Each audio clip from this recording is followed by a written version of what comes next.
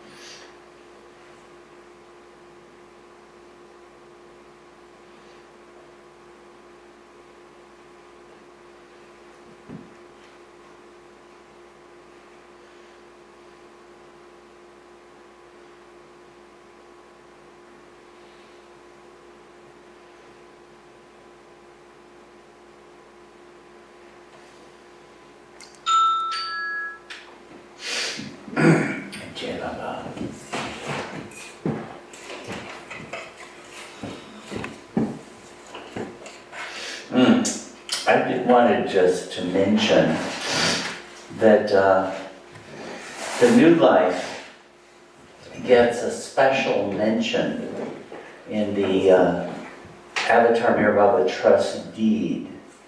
I wanted to read that little part. This is the part of it, the trust deed, that lists the fundamental, the basic aims and objects and purposes of the trust.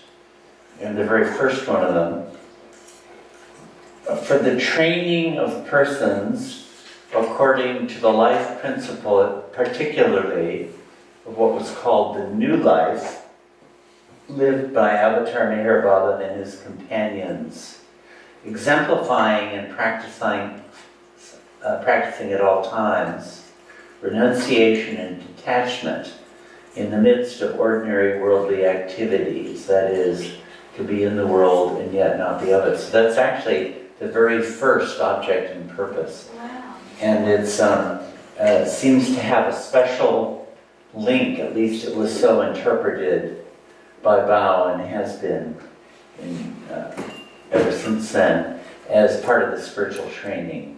So that's the only phase of Baba's life that gets mentioned in the trustee. He is cited as Avatar. Well, this was the trustee. I understand, but it's reference to the New Life. So you're saying there's a contradiction, huh? Yeah, because in the New Life, he was just regular Joe. Yeah. But this was written after the end of the New Life.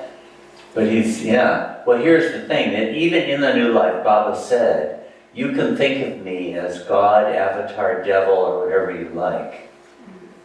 Oh. So, Get out of jail. get out of jail free card. Yeah. And- Well, and how did he it wrote start this. again? What was the beginning? Oh, for training? Yeah. Oops. I left that, but here, let me go That's back. good, that's, yeah. Yeah, here it is, it's this one right here.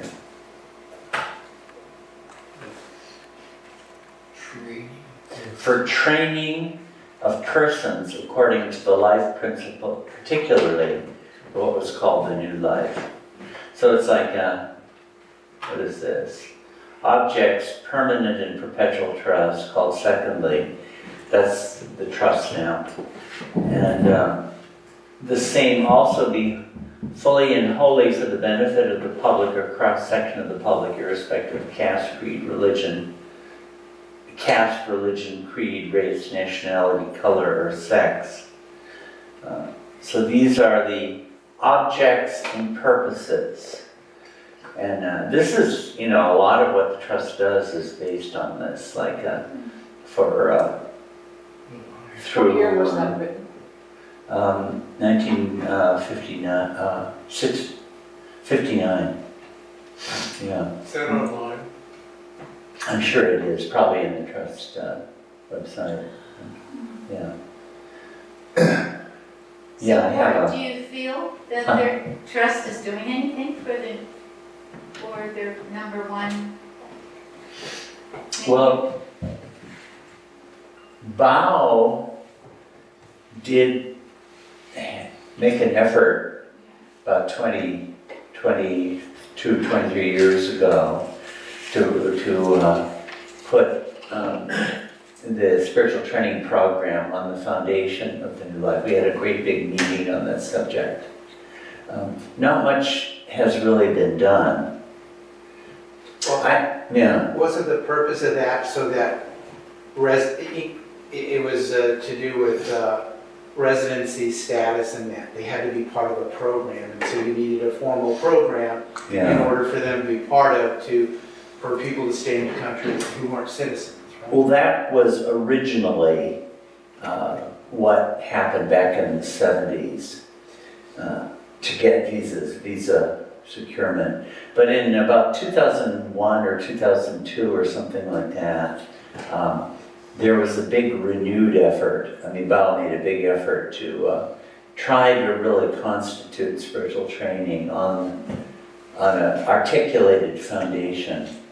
the New Life, I mean, I took a lot of dictation from him on these different points which were supposed to be in it, based right on the conditions in the New Life, very explicitly. And there are vows and oaths to be taken and all this stuff. It never exactly happened. So there still is, you know, it's not very formally articulated what spiritual training is, I would say. There is a booklet that's been published, but we're not really doing very much. I have the thought after getting back to India, maybe I should do a 5-day version of this thing on the New Life there at Maribod. What do you think? That'd be Yes. great. So they have, Val, didn't he attend the academy just for that sort of thing? Yeah. Yeah, we haven't had, I mean, these sorts of programs we've had here at Meherana, there hasn't been anything like that at the Trust. It's interesting because he wrote the spiritual training program, the book you're referring to. Yeah. Yeah, there was this booklet that was published actually by Meherana. Or was it by Meherana published it, or? Oh, no, Sure. we did Master in Servitude, but we helped him with it. Yeah. And he told us that we were in the program. Oh, okay. I mean, it was that important to at that time. Yeah. So maybe we should, in the Trust, beg for our food in Langotis, wandering around.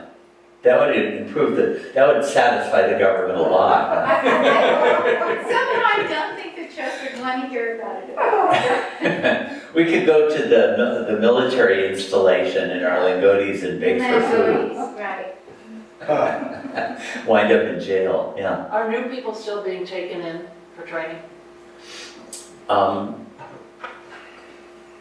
You see, I've kind of pulled way back from a lot of the administrative stuff because the editing work, I won't be able to do it if I'm all caught up on that. So I'm not really all that acquainted. There are very few Westerners joining now, but more people are coming from India. And whether they're formally taken into the spiritual training, I don't know. I don't know how formally enunciated it is at the present time. My impression is that an enormous amount will have to be done on in that very area. But when it is, I mean, this right says the New Life should be foundational to it. Seems like that. Yeah. And I was thinking maybe tomorrow morning a topic I could bring up is, just if we could spend 10 minutes on it, is if there is to be a program like this next year, what should be the topic? And I have several thoughts on it. A big factor for me is that, you know, I have all this editing work and it can't be too far removed from the work that I do. I can't just take up an interesting subject. I don't have enough time. This is an enormous amount of work, actually, Yeah. to get these ready. Like that study guide takes a long time. And it's not like I can just write it. I've got to figure out some of the subjects. Yeah. So, but I have several topics. But I'm open to others. I mean, and there have been old topics also that we could return to. It's been a number of years. Since we finished the morning with the Song of the New Life, wanted to call your attention to this. With a few corrections from Baba, Dr. Ghani put the finishing touches on the Song of the New Life. Let's see. Composed in Hindi. I mean, I would say Hindustani. It's sort of halfway between Hindi and Urdu. And prepared its translation into English. Baba was pleased with the poetic lines and approved the melody. I've never seen who composed the melody. Maybe it's kind of a traditional melody or one of the basic melodies that comes with the rag. I don't know who could have. Adi was the singer Did Adi, I never heard that Adi said he composed Well, it. he played the harmonium and sang, so, So he would have been the main singer of it. and the main harmonium, but did he compose the music? Yeah. No, it doesn't tell us. I've never heard that. He had it nailed to the arrangement wallas. Datu Metin Garge, we saw his photo this morning. But he would have been the one who actually would have arranged for his printing. But the arrangement wallas, you remember Merji, Naraman, Jal Karawala, Ramju Abdullah, and who am I forgetting? Sarosh were the arrangement wallas. In Ahmednagar for printing, the following letter was sent. Subject, Song of the New Life of Meher Baba and his companions. Print 1,000 copies, so that's really quite a few, of leaflets on foolscap sheet. That's like this big, you know, bigger than our 8.5 by 11. Print Hindi on one side and the English translation on the other. The Hindi should be reproduced word for word from the attached Urdu manuscript.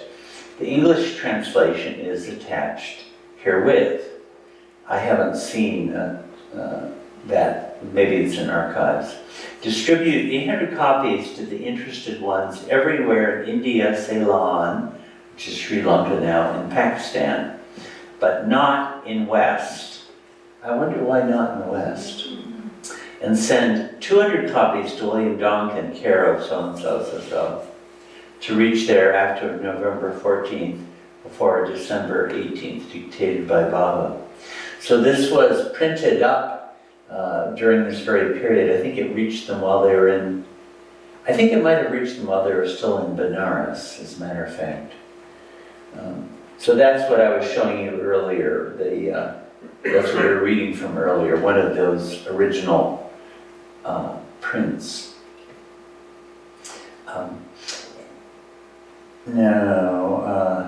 Let's see. I want to be sure I don't forget what page this is on. This is page 154. So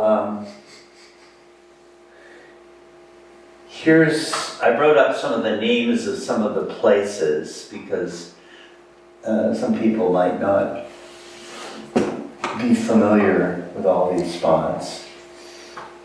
But, okay. This is what they did in the opening period. We looked at this earlier, where they left Nagar, the level crossing. As I say, you can go there in Ahmednagar. It's right at the railway, close to the railway station. And they walked as far as Shirur, and then took the bus down to Belgaum, and were there until November 12th. And at that point, they took the train up to Benares, or Varanasi, as it's Kashi, sometimes they call it. So that they would went up to Pune, Bombay, all the luggage, you know, there's a lot of stuff to be carted along with them up to here, up to Benares. And after their time there, they started the begging and gypsy life and went up to Dehra Dun, which is up here. Here's Delhi, here's Dehra Dun. So there was a big shift to North India. And they were in North India until, this is from November 1949 until June 1950. And then they shifted down to Satara, which I guess, here's Mahabaleshwar, Satara is right around there somewhere.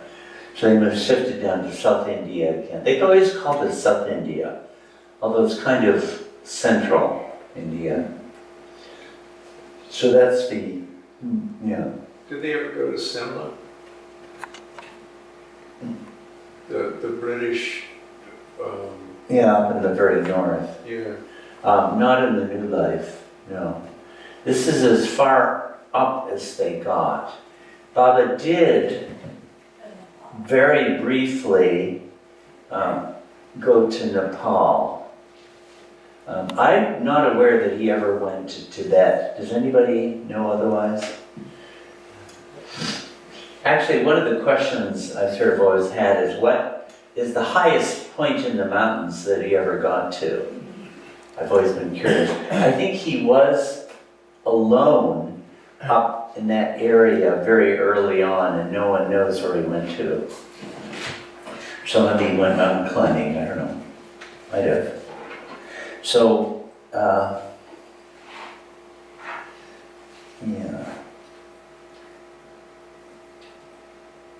No, this is, oops.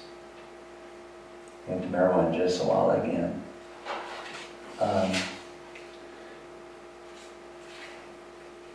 What page are we on? 150.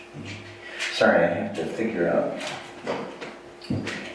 There's a point here where he first announced the 4 phases of the new life, the 4 stages of it. I'd like to look at that little note. Let's see. Oops. Yeah, I was wondering about that. Just a moment. Oh, this is the problem. Yeah. Okay, this one is a little bit tippy too, as a matter of fact. Page 159, is that where it is? No, it's not there. Sorry, I have to look at my notes and figure out where this is. Okay, 4 phases, notes earlier.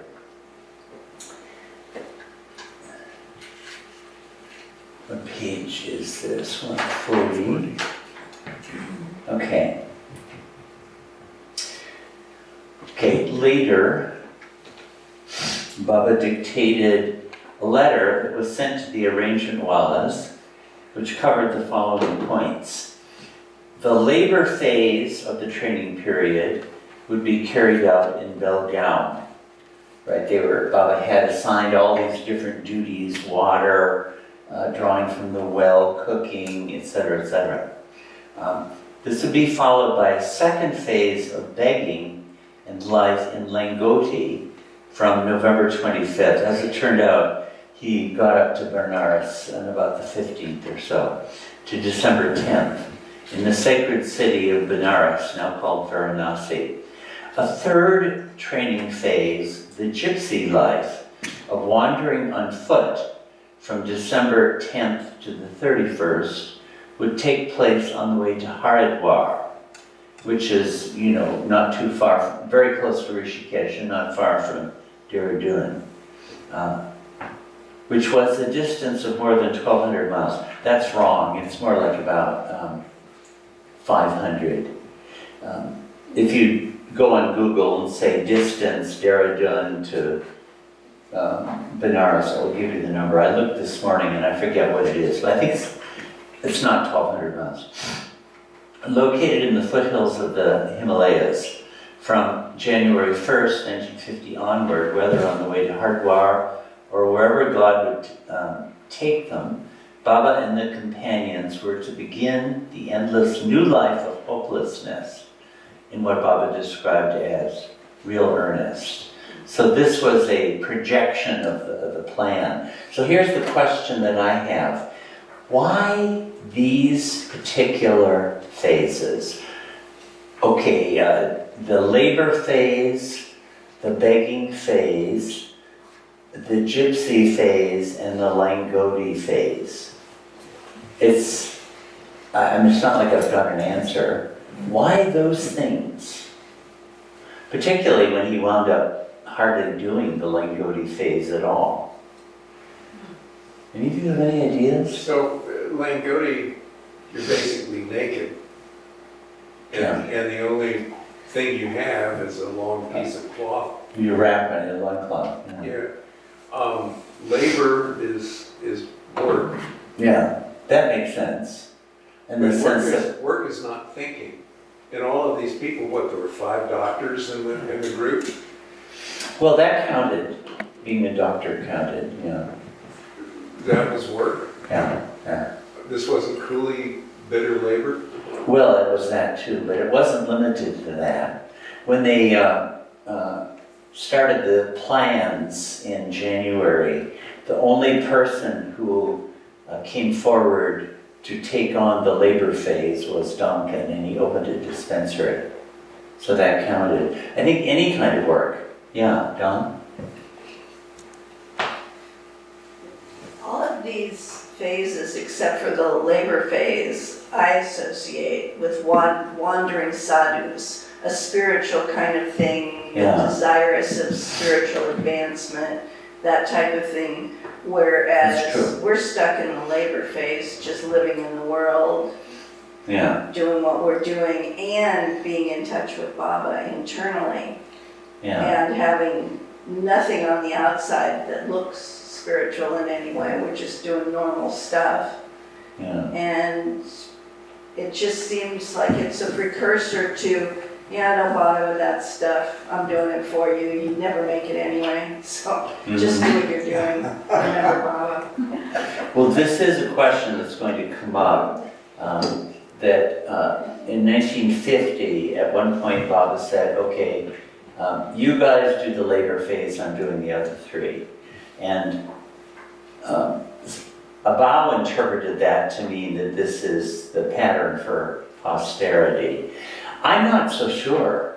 It seems to me, maybe that'll go for a while, but you've got a whole humanity for 700 years, people wanting to try out their new antlers in the spiritual life. And I bet you we'll have people doing all four of these. That's what I think. Did you want to, John? Well, that was, I don't know if this is on. Is it on? It's on.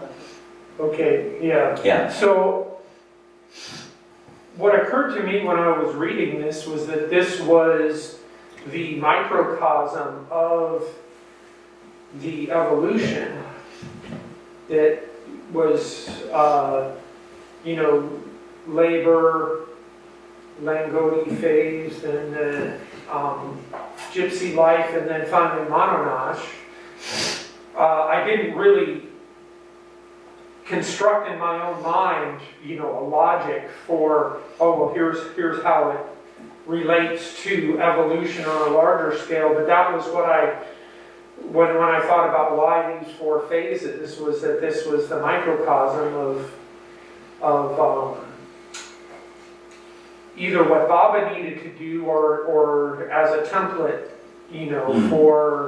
for other seekers, as or to aid the world in this way, because he says it's, so much he said he did for humanity, but humanity doesn't really know anything about what I'm doing. But this aids all humanity in going forward. So those were the thoughts that occurred to me as I was reading this. So the purpose of those four phases might be in Baba's larger plan.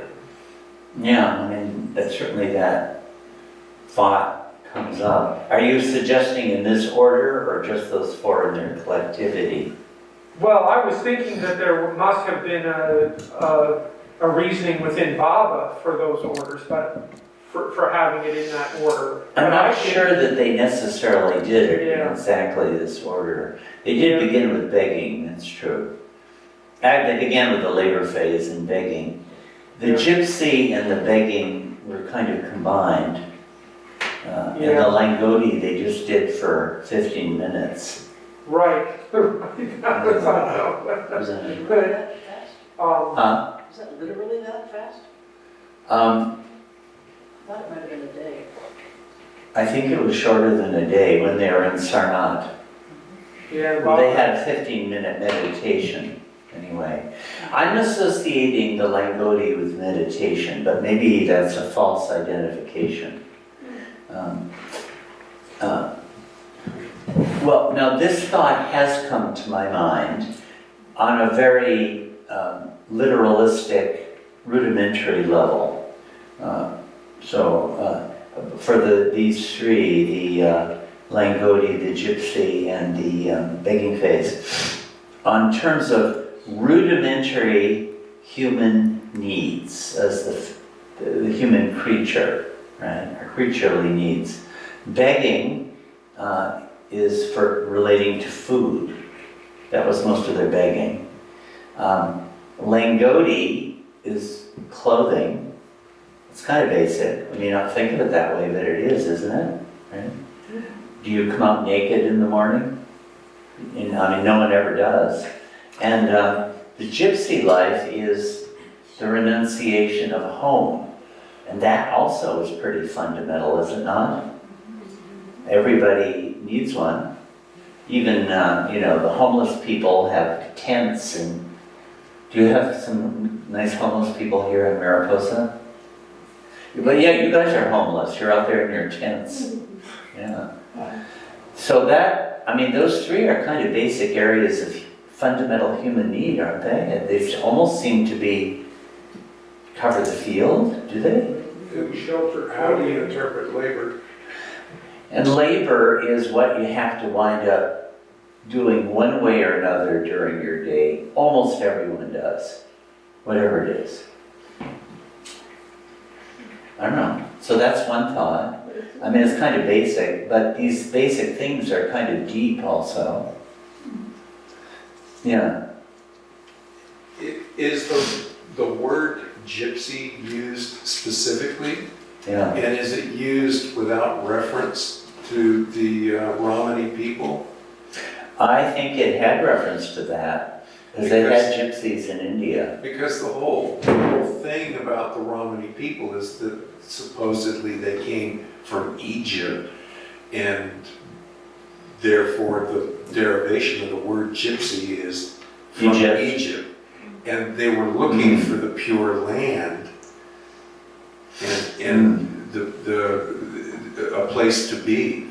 Yeah. And that is their cultural tradition, is they wander until they find the pure land. And so that much of what happens in the spiritual domain is an analog for something else.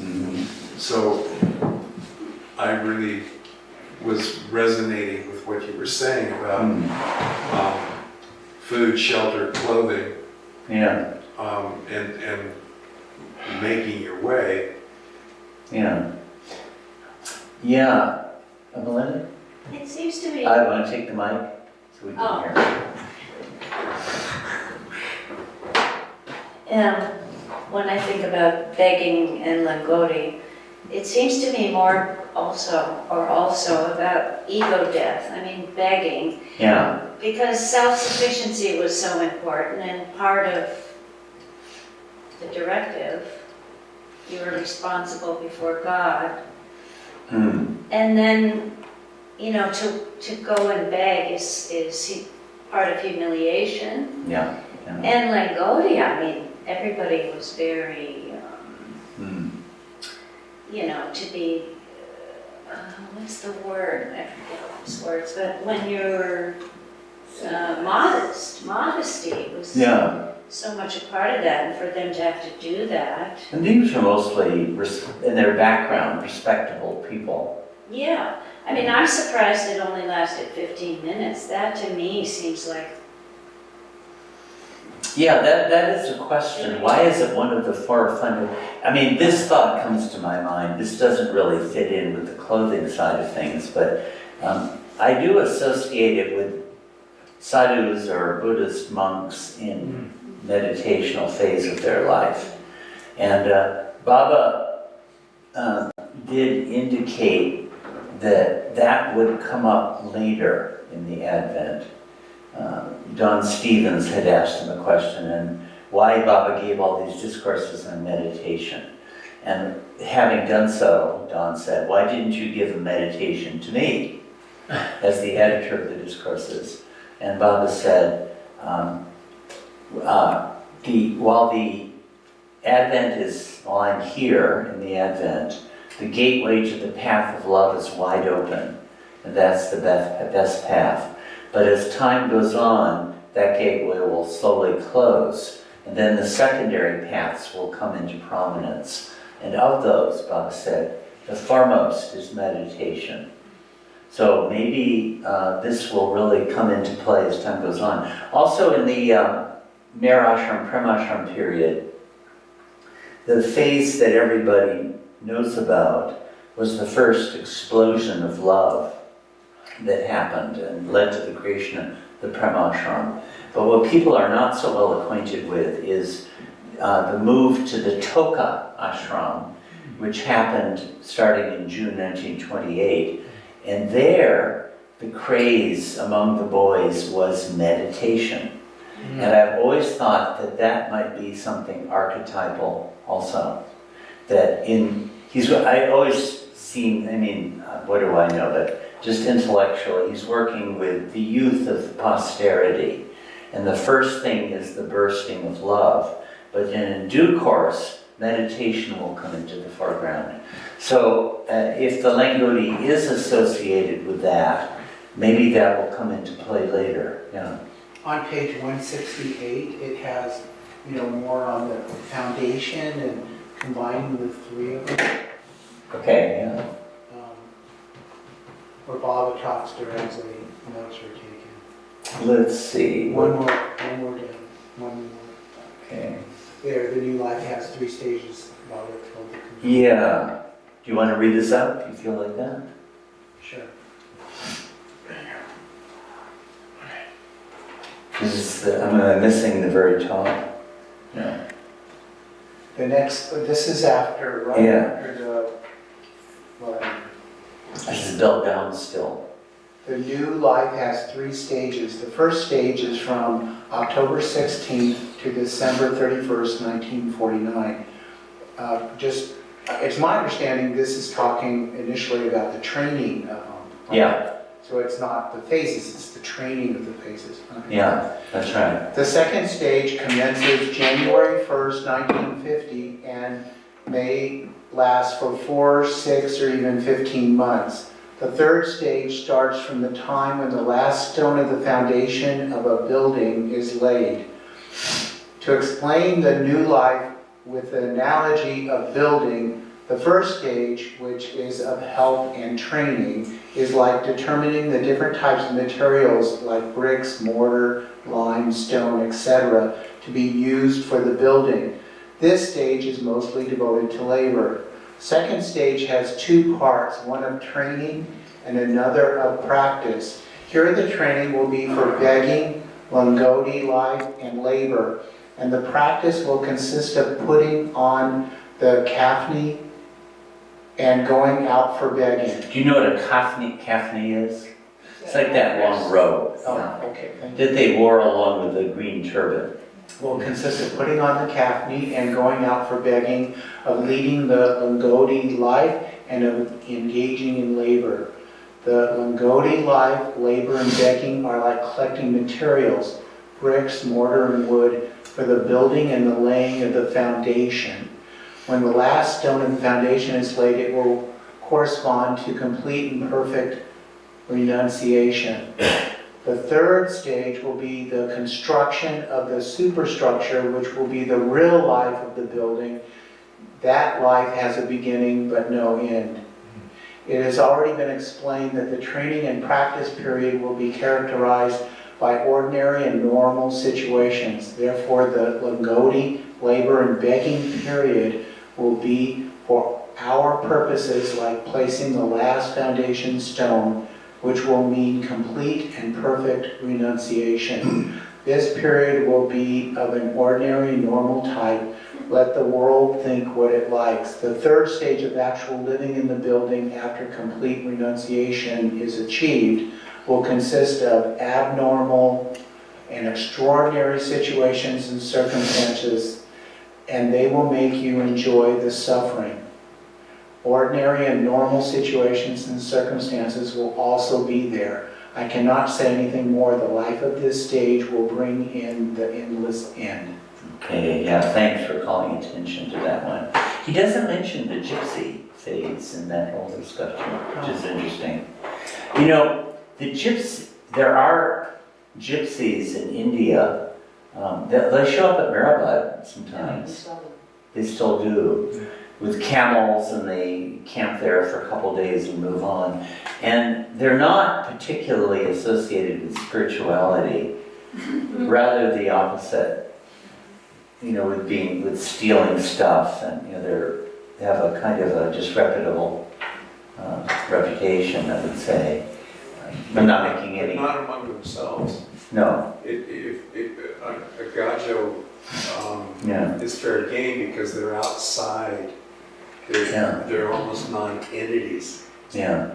Baba did one time, and I read this and I can't recall where I read it, so it's just my memory. But before the New Life, was maybe being driven somewhere. I think he was driving to Bombay or back, and he saw some gypsies. And Baba made the comment, that would be a good life.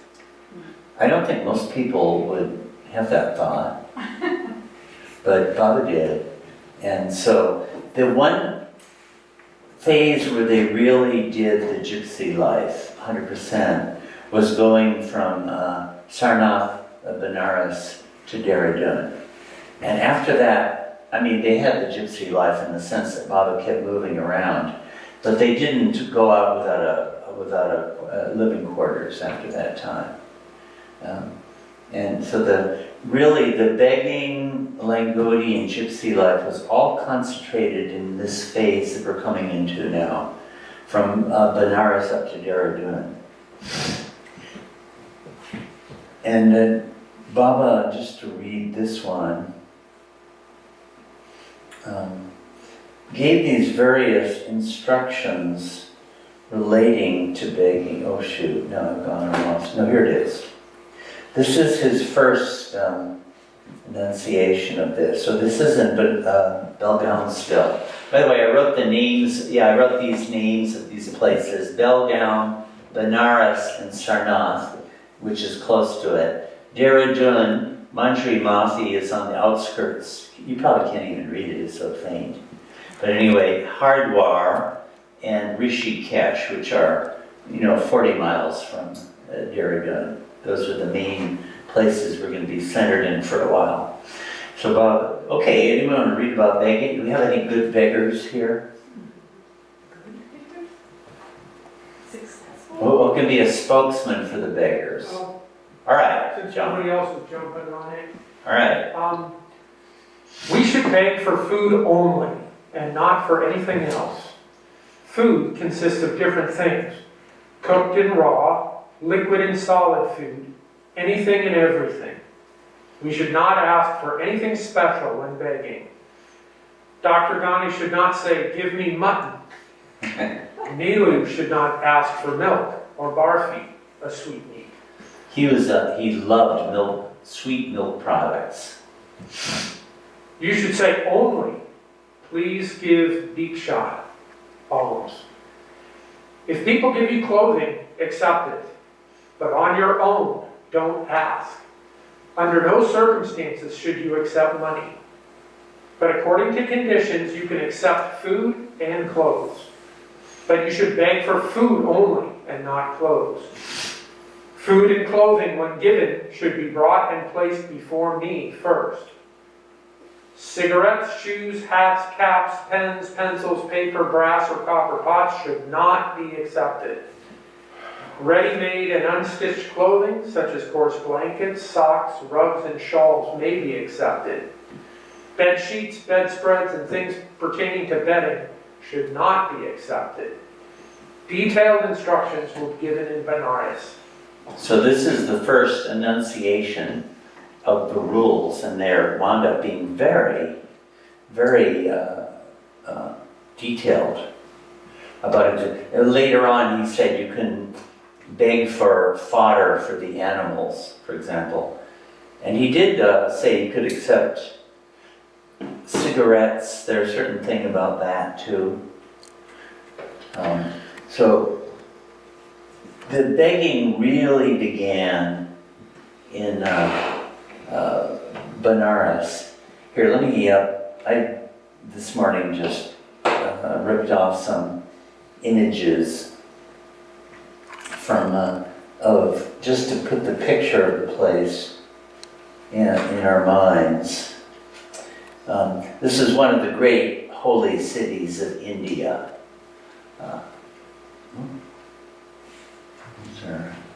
So these are the ghats. I've never been there, but people go, these are steps that go down into the river. People descend and bathe there and purify themselves of their sins.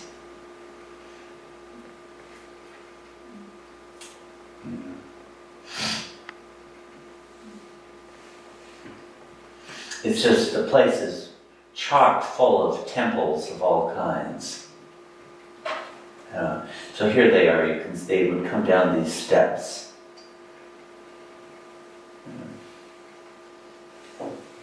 Well, and then the culmination of life, you're cremated on the banks Yeah. and your ashes, Thrown into if the not river. your body itself, thrown into the river Yeah. where you're bathing to purify yourself. Yeah, so when they got there,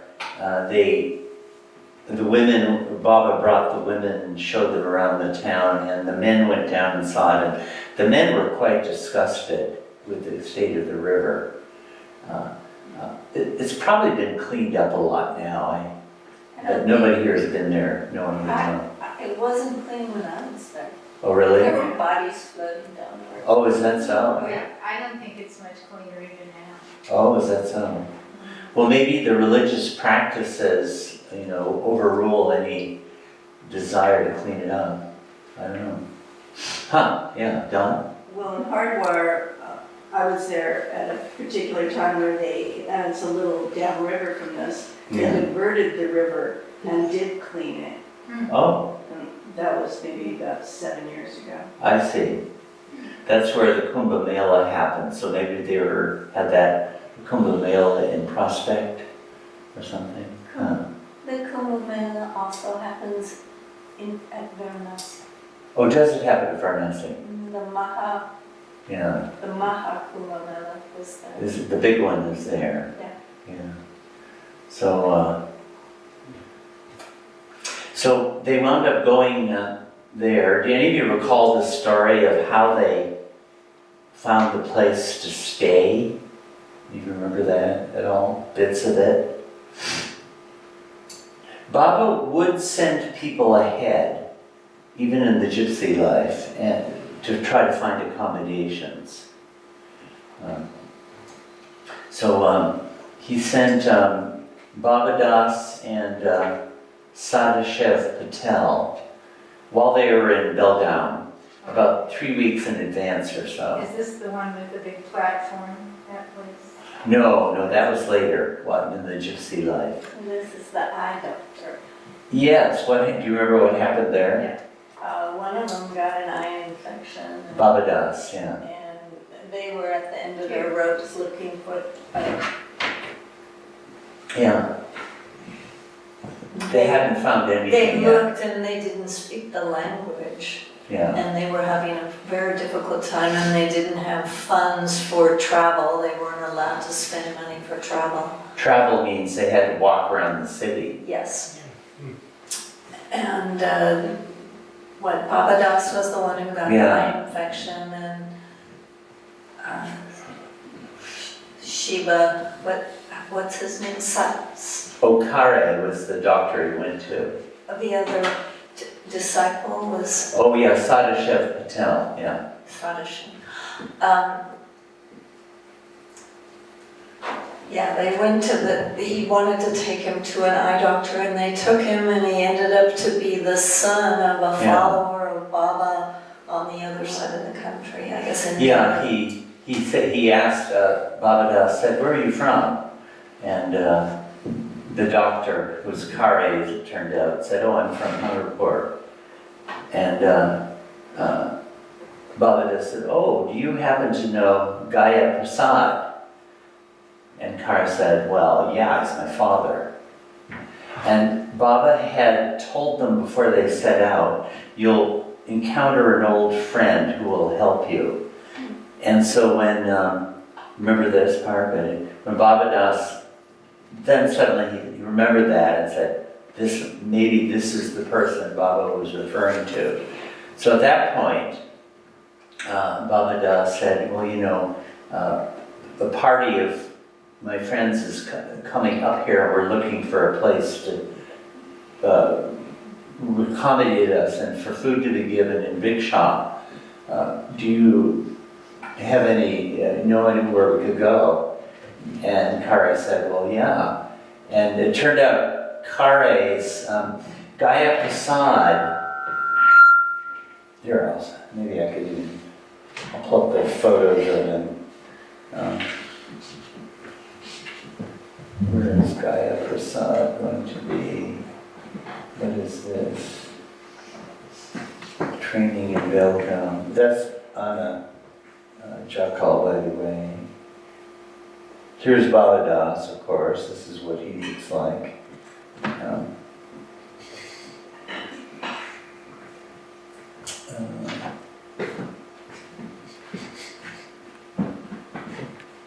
Yeah, here's pictures of Benares that are in the book. And this is that, yeah, here they are. Here's Gaya Prasad and his wife Janaki. Now, Gaya Prasad knew Baba Das from Hamirpur. I don't know, Baba Das had some connection with it. You know, Hamirpur is in north central India. It's a very poor. Has anyone been there? I forget. You've been there, yeah. So he suddenly got the urge to make contact with some high spiritual personality and thought he would go down and see Aurobindo. You know, Aurobindo, you've heard of Aurobindo Gosai, right? Very great saint, a philosopher, intellectual genius, so of great repute. Sixth plane, Bob said. And, but then found out that Aurobindo met with the public only one day in the year, on August 14th, I think. And it was August 13th already, so he could never get down to Pondicherry in time. But Baba Das said, well, I'm going down to see Mayor Baba, why don't you go with me and see him? And Gaya Prasad wasn't interested, but Baba Das talked him into it. But that was when Baba was having those meetings, you know, in middle of August. But Baba gave him permission, said, yes, he can look at me for half a minute from the distance. And he did, and he was overpowered. He had some kind of overpowering experience. And before he left, Baba said, you know, give him a meal before he goes back. And again, he saw Baba from a distance, and he didn't even get to meet Baba in person. Baba was doing all these meetings, right, these New Life meetings. So he was quite taken with Baba by the time he got home. Now this was the father of Kare, and so Gaya Prasad wasn't in the picture yet. Did you want to say something? Just a quick question about old life contacts here in the new life. This seemed like it was Old life contact? It was an old, you know, Baba Das was in the new life, and they were linking to old life people. Life.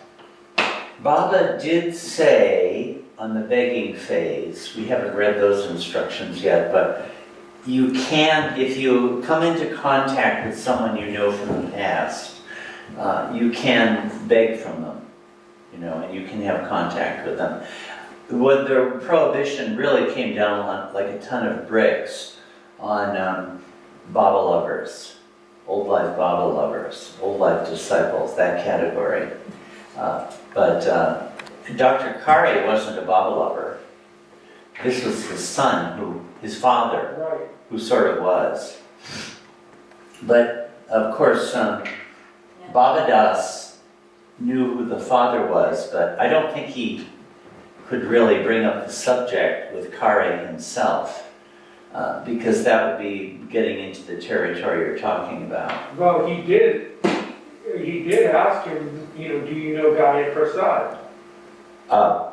Yeah, And so he did go there.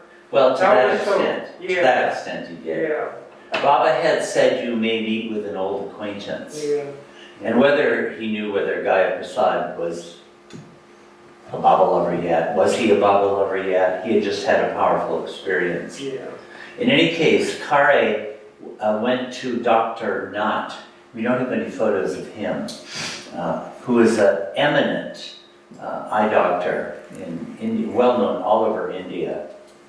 And Dr. Nath and his wife agreed happily to provide a place to stay. Again, can you imagine, I'd like to, I remember back when I heard of Baba, Walter Witkowski was bumming for a place to stay. So my roommate, I said, okay. He wound up telling us, Walter Witkowski just passed away, by the way. Did you hear that? Yeah. No. Just about a week ago. I heard of the center, where the center was from him. So we were willing to put up Walter Witkowski, but if it had been 20 people plus meals, it might have been a no. So can you imagine asking? I remember Erich would describe this. He wasn't this episode, but some other of this type. They would, be at a train platform or some public place, and they would look at the different people coming by. No, not him. Then they'd find someone, and they would go up and, Christy, you must have heard Erich talking about this kind of thing. And so they would say, we're looking for someone who can provide accommodation as Viksha. And the person would say, okay, I think I can do that. Is it for you too? And he said, well, plus we have 20 companions. And the person was, yeah, I think we can do that. But a condition is, you have to provide food also. And wouldn't it be humiliating to start putting conditions? I remember so well Erich describing it as, yeah, I can do that. Just, who is it, your older brother? Send him by. And, another condition is you can't meet your older brother. Oh, we can't meet him. Okay, well, send one of your men to pick up the food. Oh, another condition is that you have to deliver the food yourself. Okay, I'll come and we'll meet with you. No, another condition is you can't come to the property while we're staying there. It's outrageous beyond all limits. How did they deliver the food? Well, one of the servants of Dr. Nath would deliver the food. Later on, there was a period where Erich was asking for other things. I'll come to that. And he was asking for all these animals. And after asking for all these things, Erich said, but there's a condition. And Dr. Nath was just laughing at this point. Oh, what's the condition? And Erich said, well, you have to accept our dirty laundry. We'll take the food if you take our. But then what did the doctor say? What's that? What did the doctor say then? The doctor laughed at He that. said, as long as your Elder brother's clothing is among it.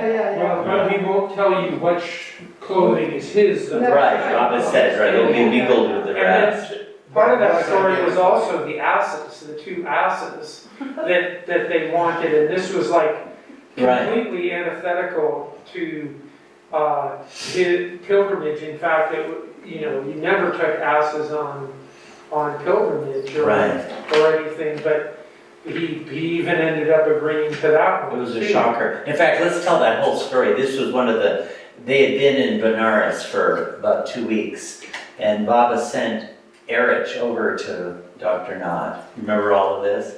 Yeah. And so he knocked on the door, and his attendant came, or servant came, and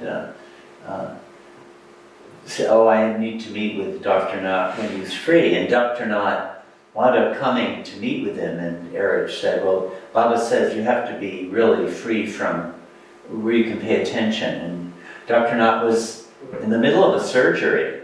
Oh, that's right. Right in the middle of a surgery. And he said, well, no, I can hear right now. And Right. why would he agree to this?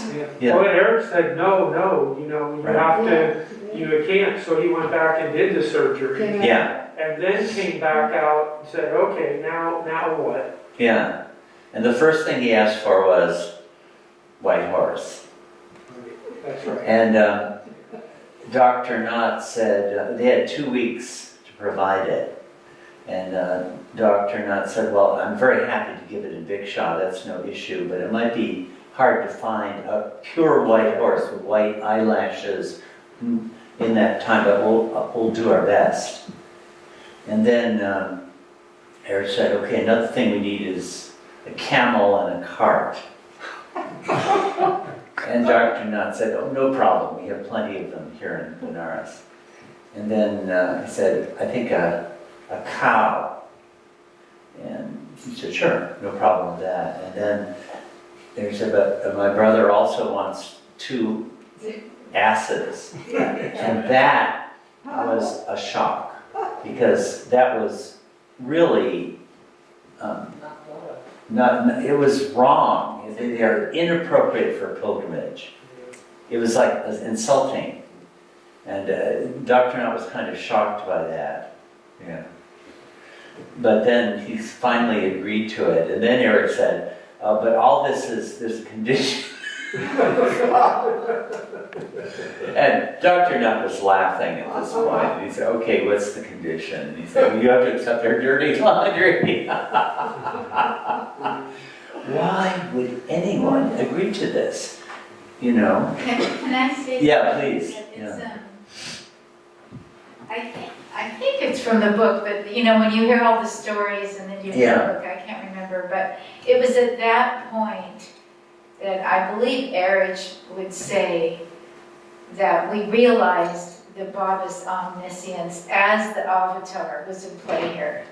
That here with the doctors and with Toddy Singh, Yeah. that otherwise it could not have happened. Yeah. So although he was saying he wasn't the avatar, They realized he really yeah, was. Yeah. the king of the worms should like this, that it is a, The king of the worms is vindicated. yeah, that He's Avatar after all. And so they wouldn't say anything to Baba, Baba never said anything, but it was obvious. Yeah. Yeah. Yeah.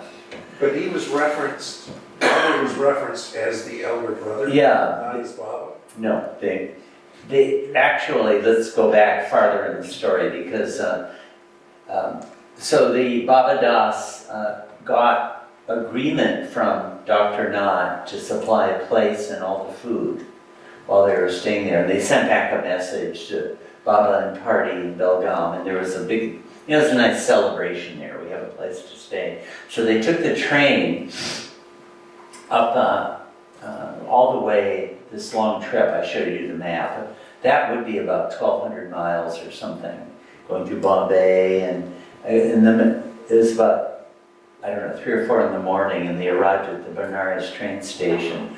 And Baba Das had met them there, and Sadashev Patel met them at a previous station to help them switch trains. And any of you remember what happened then when they got at the train station? Isn't this where they were standing on the overpass? Yeah. Who was standing there? The doctor. Dr. Knott and his wife. Yeah. And then that almost wrecked it because then Baba said no. Baba looked away, and I don't know if you've been to train stations in India, but you know, they're long, and there'll be these walkovers. So long in the distance, Baba looked and said to Eric, who's that? We've been spotted. And Eric said, Baba, it's just somebody looking for a rival, it's nothing. And Baba said, no, go and check. So it turned out to be Dr. Kare. And when Eric told Baba, remember Baba said, the deal is off. They weren't supposed to meet us here. See, another condition is they couldn't come to the train station either. All these conditions.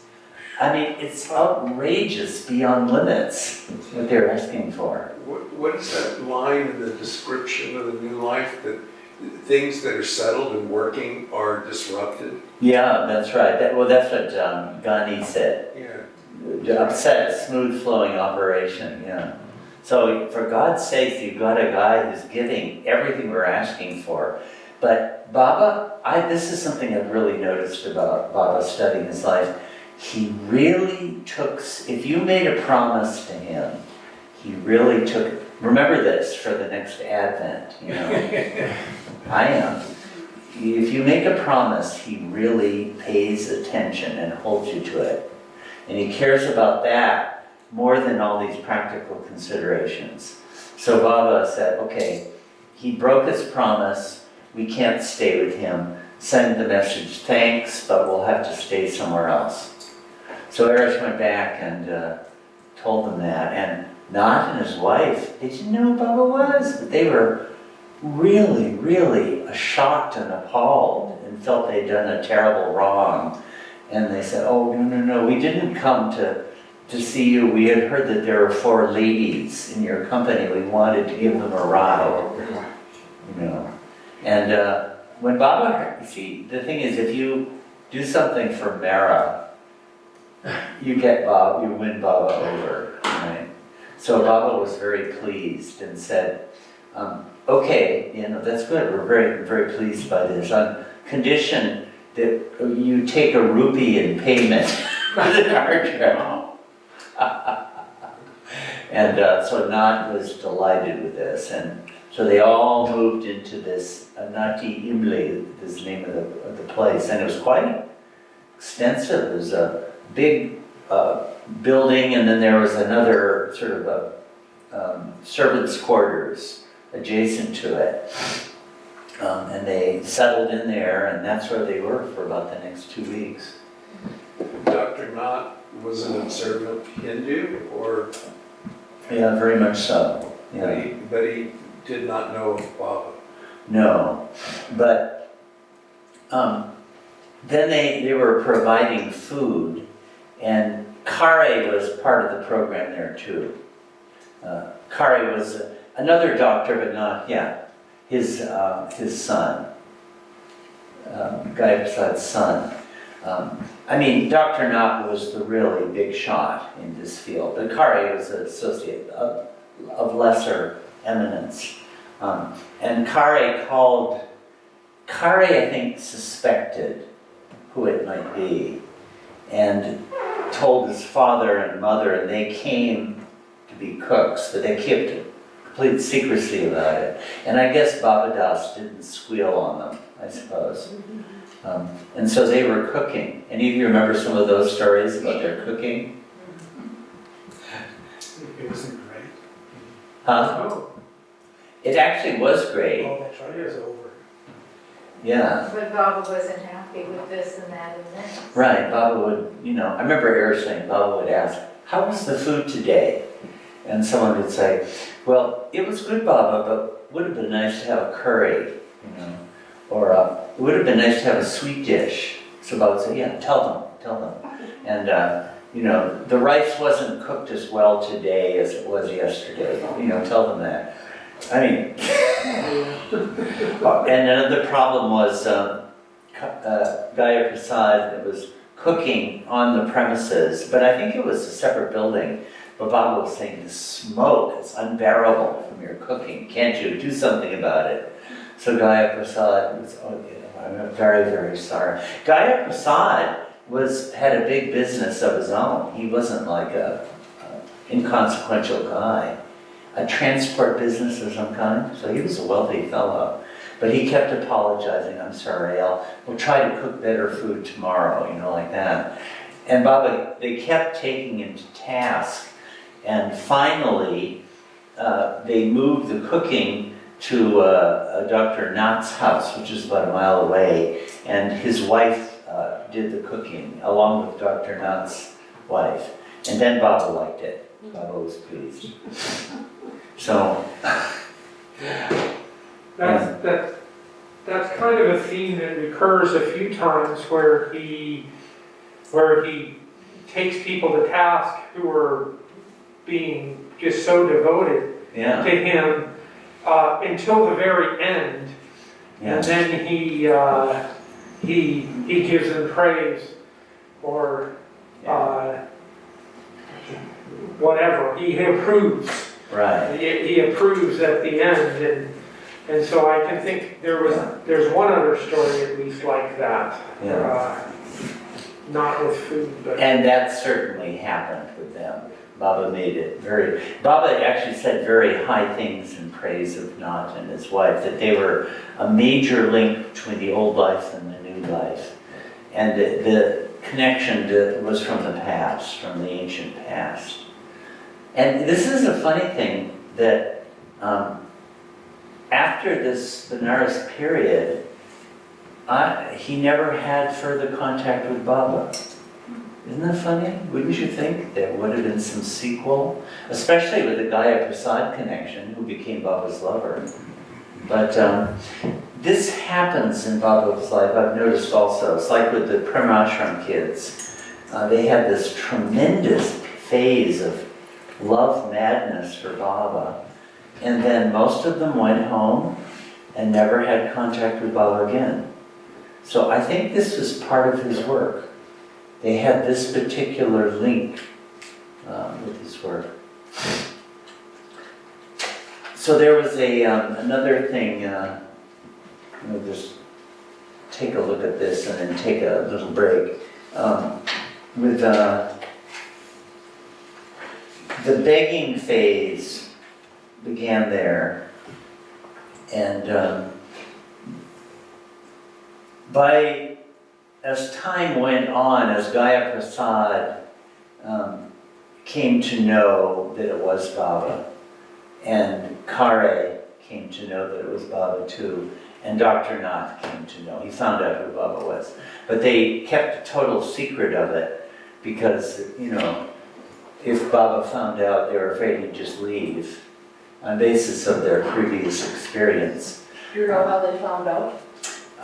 Through Gaya Prasad, I've forgotten. Originally, I think Kari might have asked, Baba Das, is one of the party keeping silent?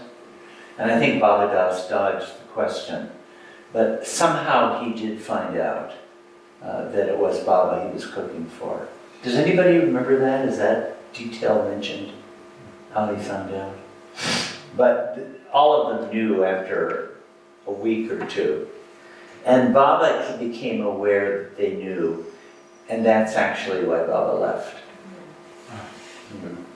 But Benares is awash with sadhus and adepts. Right. And So there's no guarantee it was Baba. So they had to try to ascertain that. But what would one collection of pilgrims matter in a city that was full of devotees of one kind or another? In other words, why would Dr. not be bothered about this particular bunch of pilgrims? Yeah. Well, we don't know whether he also didn't do this for other groups. Yeah. They have just had such an ethic of supporting spiritual folks that he did this from time to time. It could be. It's possible. We just don't. I think there's some relation of Dr. Nath who's come into the picture more recently. But I don't remember. Dr. Nath is gone long ago. Yeah. So didn't they take a picture of Baba and send Yes, they it back? did. And that's how they knew it was Baba? Yeah. Baba initiated his begging phase here. And where's that photo? These are, the first begging, actually he did this oath. This is the start of the begging phase, and he inaugurated it with this oath, or this prayer to God. Anyone feel like reading this? Fred, you want to?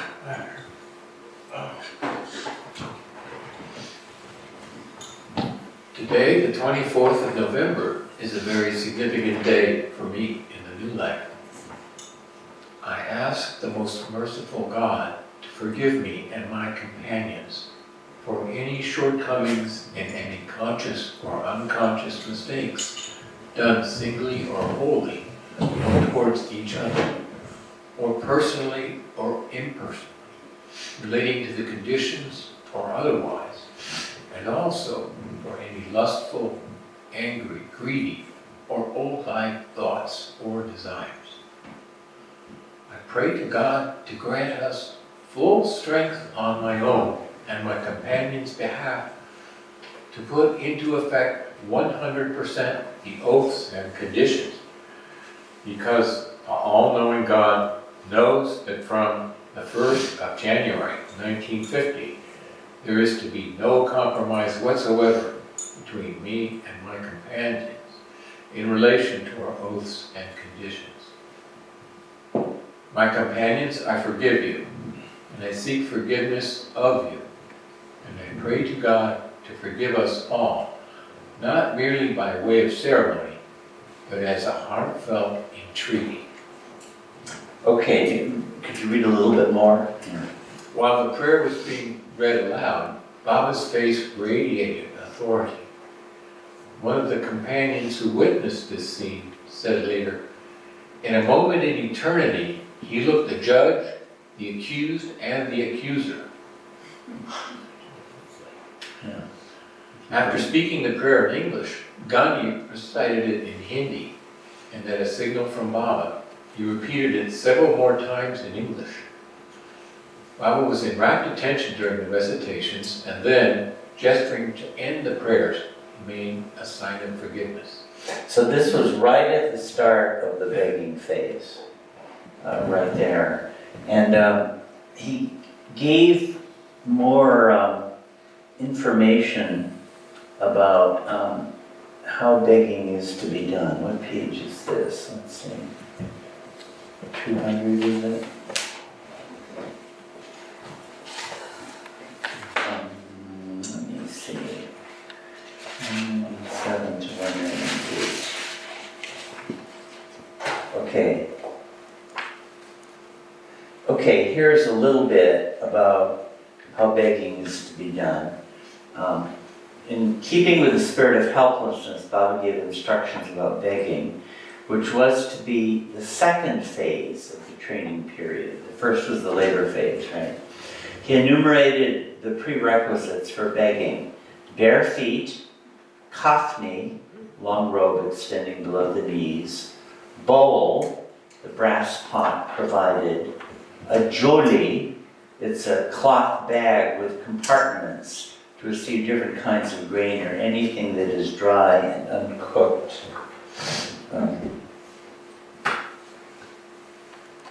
Let's see. Did I lose the page? Yeah, there you go. Yeah, no, I guess that's all from right there. Yep. Okay, in begging, do not touch women, but you may ask and accept alms from women as well as men. While begging, you have to say to women, "My bhiksha dijiye," mother, give alms, and to men, "Bhai bhiksha dijiye." A lot of times the formulation was prem se bhiksha dijiye. Prem se means with love. Prem se bhiksha dijiye. So there's a whole formula for this. And later during the Gypsy Life, Baba gave a much more extensive bunch of rules, so this is probably a good time to look at those. Here we go. Anyone want to read these out? Begging rules. Yeah, Jim?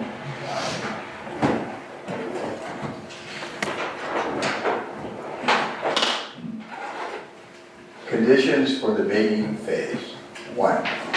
We have to beg for food only from individuals for the panty party of 20 members and not for anything else. 2. In begging for food, we have to accept anything and everything offered, solid, liquid, cooked, raw, vegetarian, and non-vegetarian. 3. We should not ask for a particular or special kind of food. 4, in begging for food, we can persuade, request, and if necessary, impress by spiritual and moral talk. So here, you could talk spirituality. You know, I sort of think in a way this is a concession to practical reality, because in India, you know, this was an ancient thing, and it would be just assumed that there's a spiritual purpose. Yeah. Anyway, they couldn't do it among themselves, but they could when they were begging. 5, we should, however, declare emphatically that we are not perfect spiritually, nor have we any spiritual experience, but that what we say about spiritual and moral things is what we understand to be right. 6, we should not speak of Baba as Master, Sadhguru, or the Avatar, nor of us as his disciples, but only refer to Baba and ourselves as companions. 7, we should not lie or do anything that goes against the conditions. 8, if required, we may talk to women and girls, but only while begging or buying. Oops. 9, we cannot steal or kill animals to satisfy our hunger. 10, without prearrangement, we may take advantage of friends, acquaintances, and relatives whom we happen to meet on our route, and even by suggestions according to Baba's instructions, if and when such occasions arise. Okay, so this question arose earlier, right? With Baba Das meeting Kare. So if you did meet someone, you could even take advantage of that. 11, if offered without asking, we can accept ready-made and unstitched clothes of any kind, cotton and woolen. 12, when offered, we cannot accept money, shoes, hats, pens, utensils, toilet accessories, watches, jewels, belts, glasses, dentures, and medicine. Dentures, for heaven's sakes. You did mention hearing aids though. All right. 13. Yeah, that's right. Food and clothing and any of the above mentioned acceptable things, when received, should first be brought to Baba. 14.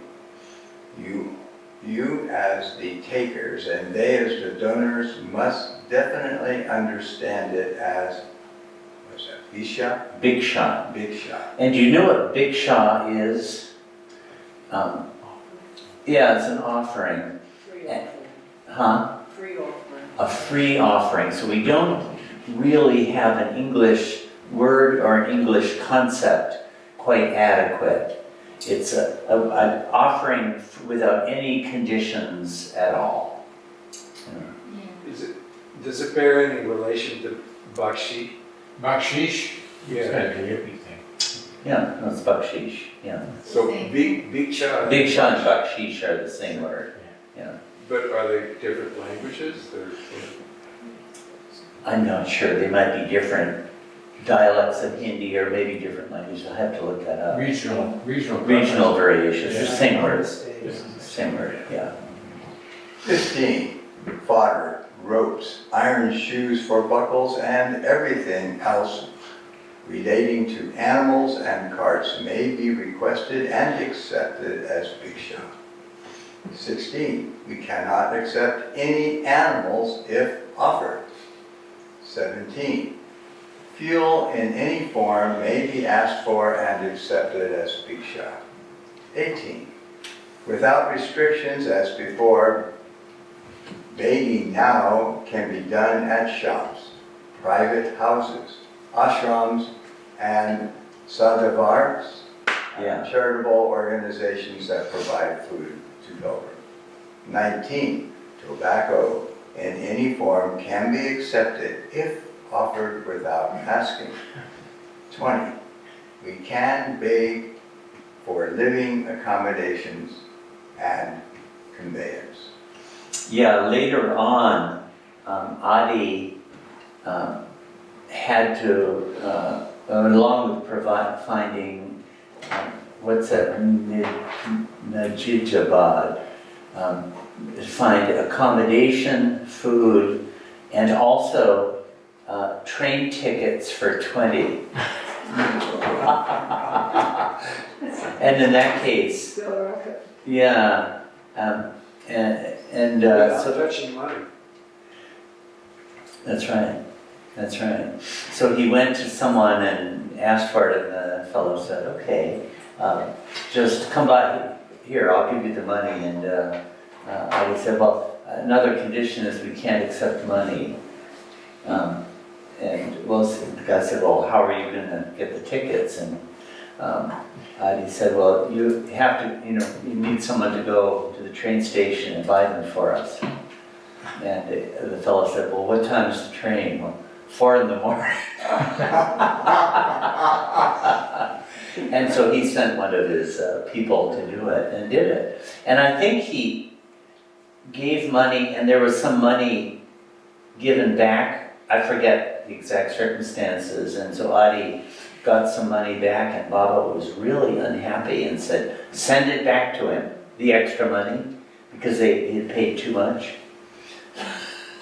I mean, again, the outrageousness of asking for these things and people giving it time after time. So with this business of the animals that Dr. Knott gave, it certainly is inviting to speculate on there being an archetypal significance to these. I mean, there's a white horse, right? White horse avatar. There's a camel, which calls Muhammad to mind. The asses call Jesus to mind. Cows are very sacred in Hinduism, right? So I don't know if it has that significance, but it sure suggests a thought to one's mind. Why don't we take a little break and resume 10 minutes or so? What's the asset?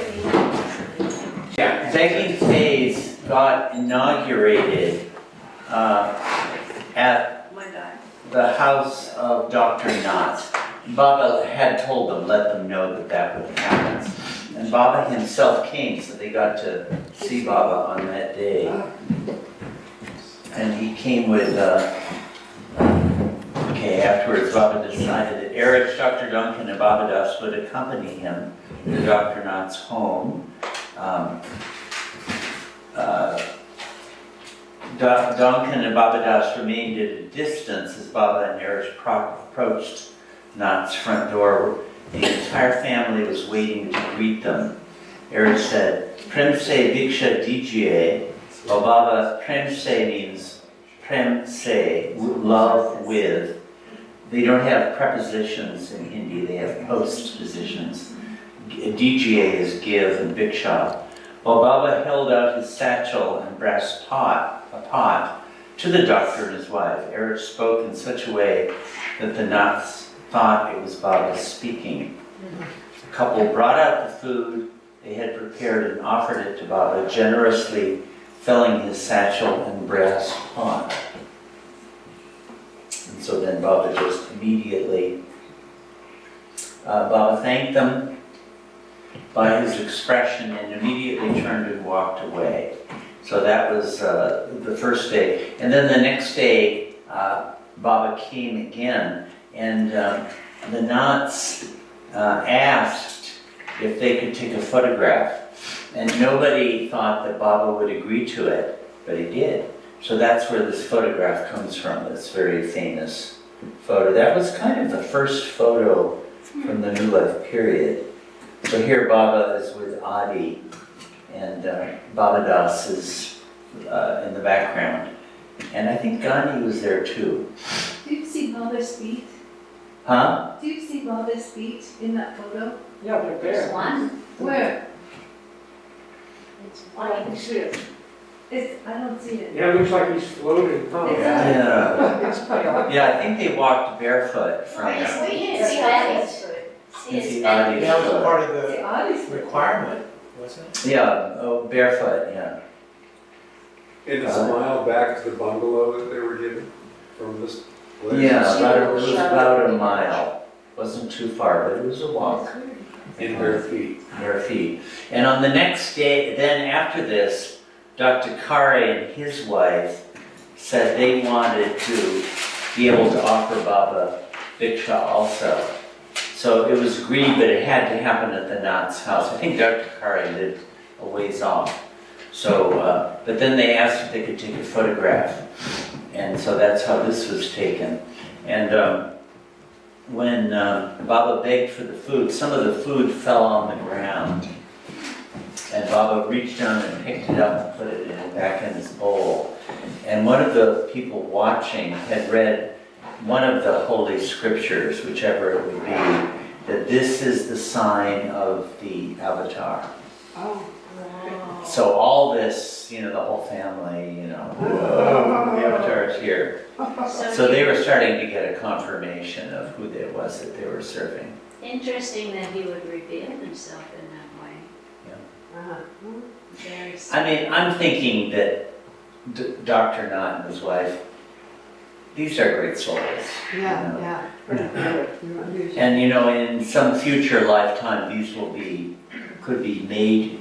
Where did people like, okay, St. Francis is really a big shot, but,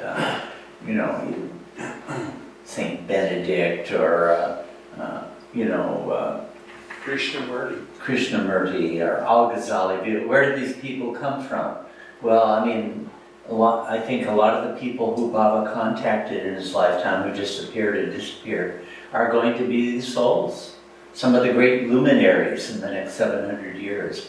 Obviously, you don't show up and do what Dr. Knott did and then just vanish from the scene for the rest of Baba's life if you don't have a qualification to play that. But the incident you recounted of the spilled food that was picked up by the master proves the Worm King's point that... Boy, the Worm King is really having quite a field day today. Well, facts matter.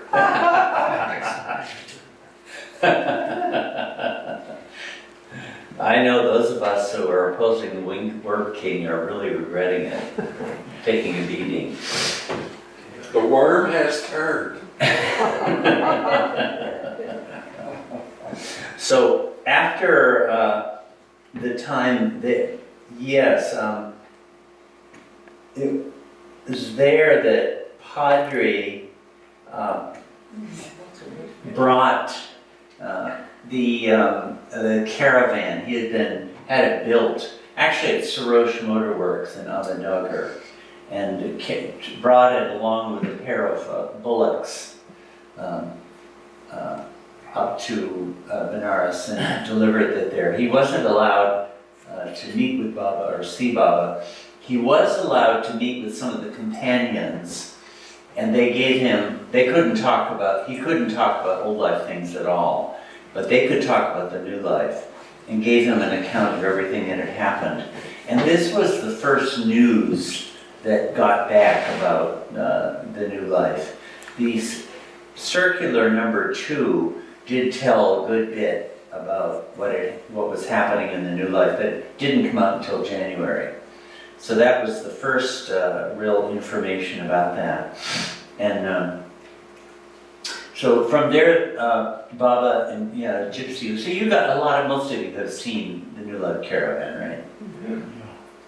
It used to be available for taking a nap in. Probably isn't anymore. Oh, it still is? Yeah. Okay. It's hot in there though. Yeah.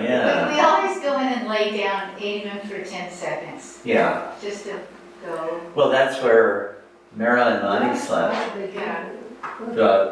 This whole phase of the new life. So from here, they moved on to Sarnath. And Here, I'm gonna show you some images from there. Where is it?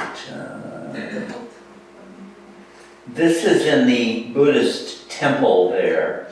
And I think it would have been these paintings that Baba saw by a Japanese artist. They look really beautiful to me, don't they look beautiful? Colors. It looked like the first guy had a mustache. The very first picture. Kumaraswamy wrote a paper tracing the origin of the Buddha iconography iconography of the Buddha. to the Oxford or Greek Hellenic culture. They didn't make any representations of the Buddha for about 400 or 500 years. It didn't start right at the very beginning, but then they began to do it. And this guy was quite an artist. So the women went with Baba and looked at all of these, and the men then did also. Here's in Parinirvana is what they call it. When he died, he entered into Parinirvana, is what they call that state.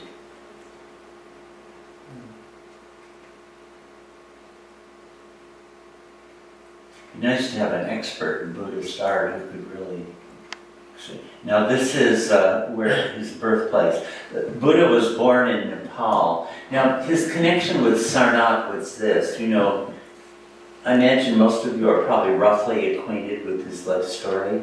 He was born here, right close to the Indian border today, and his maybe an astrologer foretold when he was born that his baby would either become a world monarch or a great sage in the spiritual realm.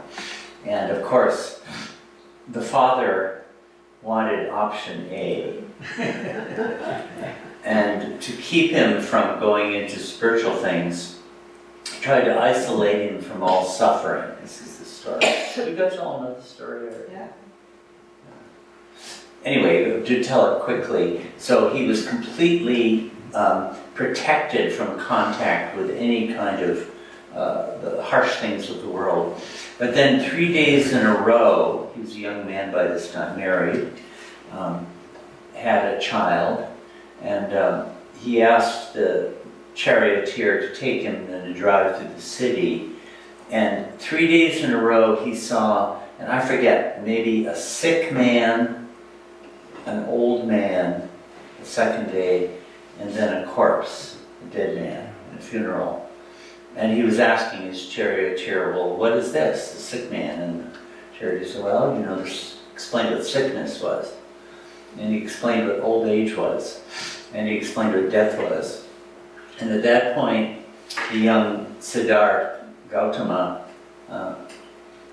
realized that this world is passing, ephemeral, and of no value. So in the night he left home, left his family, and became a renunciate. And for a period of time, 8 years or 10 years, he practiced extreme austerities. There was a lot of this going on in India at the time. And he joined others, and they would almost starve themselves to death, to try to overcome Maya. But he was not successful, and I'm forgetting some of the details of this, but a woman came and offered him some rice pudding, and he renounced his renunciation and ate it. And the other ascetics he was associated with said, he's given up the path of austerity, we want nothing more to do with him. And they dissociated themselves. But then, this is the origin of the middle way. You've heard of the middle way in Buddhism.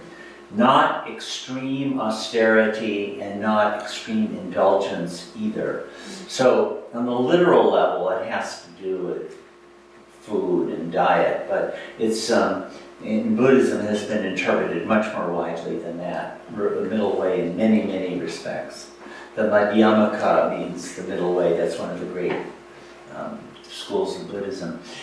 But finally, he was determined absolutely he was going to attain nirvana or die. And he sat under a Bodhi tree, and this is the place, Bodh Gaya it's called, was there. And he was attacked by all these gods and goddesses and Maya, and it was a big war. But he was not distracted, and that night he attained a nirvana. But then the story is, from that state, he looked back down on the whole universe and saw suffering everywhere and was moved to compassion for all the suffering creatures of the world and determined to return and to show a way out of suffering. So the theme of Buddhism is cure for suffering. God doesn't come into it. Buddha never affirmed the existence of God. And the first thing he did was come down to Sarnath, which is probably encompassed within Benares nowadays, I should think. It's only a few miles away. And there he met those ascetics who had rejected him. And they were saying, "No, we don't want anything to do with him." And he gave his first sermon to them. And in it, he explained the Four Noble Truths. Do you know the Four Noble Truths? What a foundational doctrine that the four: life is suffering, or suffering isn't quite. Life is always unsatisfactory. Even happiness does not ultimately satisfy you. We don't exactly have a good word for this. And the second noble truth is that suffering has a cause. The cause of suffering is desire. And the third noble truth is, if you annihilate desire, you annihilate suffering. And the fourth noble truth is the Eightfold Path, by which, right livelihood, right words, right actions. There are 8 things as part of the way of annihilating desire. So this is very basic to Buddhism, the Four Noble Truths. So he first expounded that at Sarnath, and that's the place where Bhau went to. So these former associates realized he had attained and became early disciples of his. So just real quick, Yeah. so Buddhists never acknowledged the existence of God, but Baba said that he was one of the avatars. Right. So, Buddha then never acknowledged his role as an avatar either then. He was a Buddha. Yeah. And Buddhism recognizes that there have been many Buddhas. They come from time to time. And he also, Buddha, another fundamental doctrine of Buddhism is anattma. That is, there is no soul. Soul does not exist either. The soul is a complete illusion. So actually the goal of Buddhism is not the annihilation of the self, but the realization of its non-existence. It never existed to begin with. So Buddhism, it differs. There's no soul and there's no God in the picture. I've heard different opinions as to, I don't think it would really be describing it accurately to say that his teaching was atheistic. It wasn't that. He simply would not go there. He wasn't denying the existence of God, No. he simply wasn't considering God. Right. Didn't come into his teachings. There's a very famous allegory. It's actually in the Lotus Sutra. It's probably not one of his original teachings, although it might be. Where someone came to Buddha and asked him all sorts of questions like this. And Buddha wouldn't answer.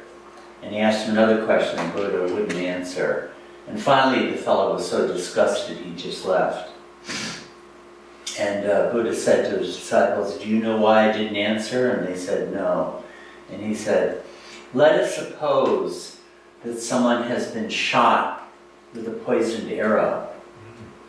What if you were to say, who shot the arrow? And what caste was the man? What tribe was he from? And what caste was he from? And what were the names of his father and mother?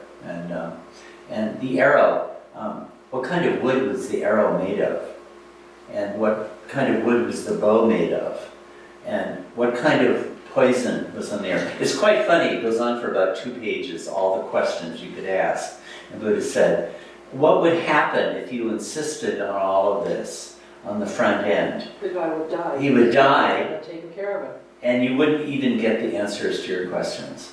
So Buddha said, I'm not going in, my purpose is to give the cure to suffering, and I'm not going into these other things. So that was the part of the characteristic of that. I love that analogy. When you read it, it's really funny. All the questions he asked about this stupid guy who shot the arrow, goes on and on and on and on, like that. So that's Buddha's seems to, and Buddha formulated his doctrine in such a way that it went through Afghanistan and up into China, of all places. So I think part of it was suited for spreading up to East Asia too. Anyway, so that's where Baba went with his disciples. Who is this a picture of? I'm not sure. Oh, this is Merwan That Jesawal. was what I was imagining, but I wasn't Yeah. sure. Thank you. Can we like have movie night and watch it sometime? Sure. It'd be nice. This is a life at its best, his account of Yeah. how that was. It'd just be nice to hear everyone. Yeah. No, talk about a saint, man, I'll tell you. Yeah. So, actually, Dr. Knott was instrumental in their finding a place to live in Sarnath also, where they spent about a week or so. And page 219, I'm trying to remember the page where this is. So this is where they did the Langoti life bit. So Baba pays respect to the Buddha, it's his section. So Baba asked the women, there's a ceiling, the Japanese artist depicting scenes from the life of the Buddha. At the end of the temple room was an altar with a large, impressive statue of the Buddha surrounded by masses of flowers. Baba asked the women to bow down before it and not to look back while leaving the room. After they left, Baba stood before the statue for several minutes, then bowed down. His reverence for this past form of the God-man moved the women. They felt it had a profound significance. And this is what the temple looks like, apparently. I mean, I've never been there. It seems like if you get to Varanasi, this would be really a place worth visiting. But then Baba later went with the men. It says Baba asked Mani to write down all the names of the known avatars, Zoroaster, Ram, Krishna, Buddha, Jesus, Muhammad, and Meher Baba. He then put the list into his coat pocket. And a few days later, Baba brought the men to the same ruins. I think this was down in an underground room. He had the men take off their clothes and put on a Langoti, loincloth, around their waist, which was more like a diaper and was a symbolic of renunciation, of nakedness before God. Although they realized they were taking part in something very significant, the men could not help shivering uncontrollably from the cold. This is, getting toward winter.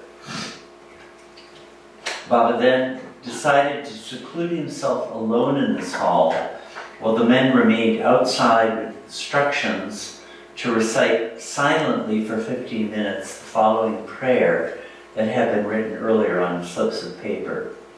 God, give me the strength to follow the conditions 100%. Again, they keep asking God to help them follow the conditions of the new life.